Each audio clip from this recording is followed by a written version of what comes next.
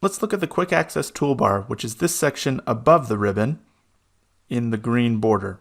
This is another place that you can customize and put commands or features that you use on a regular basis.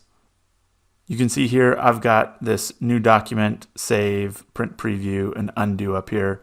You may have different options that come with default Excel. You can click on this down arrow right here and add some common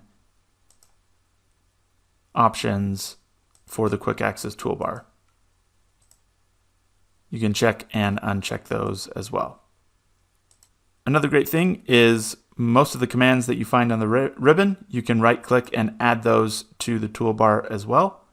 So let's say you use remove duplicates a lot. You can right click on remove duplicates and say add to Quick Access Toolbar. And now it's here that you can press whenever you want. You can also click down here and do more commands. And then similar to the customized ribbon section that we went over, you can add popular commands or all commands here and just add it to the Quick Access Toolbar and click OK. You'll also notice here there's this option where you can save this for all documents.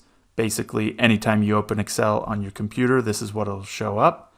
Or you can specify for just the file that you're in. So if you have a file where you do specific tasks that you want on the Quick Access Toolbar only when you're in that file, that would be an option that you could choose to do.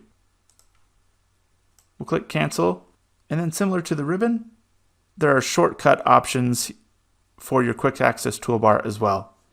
Hit the Alt button and you'll see on the Quick Access Toolbar, there are now numbers associated with the items that you have on the Quick Access Toolbar. So for example, if we hit Alt and then 2, that's going to give us a new document.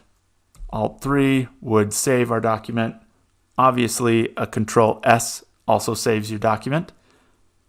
But if you have something that you use on a regular basis and you want just a quick shortcut, Alt and then a number will give that to you.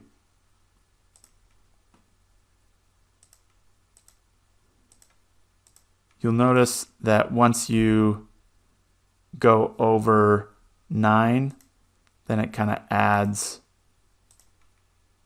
additional numbers to your shortcuts. So it's a fairly simple thing, but it allows you to customize Excel for the way that you use it.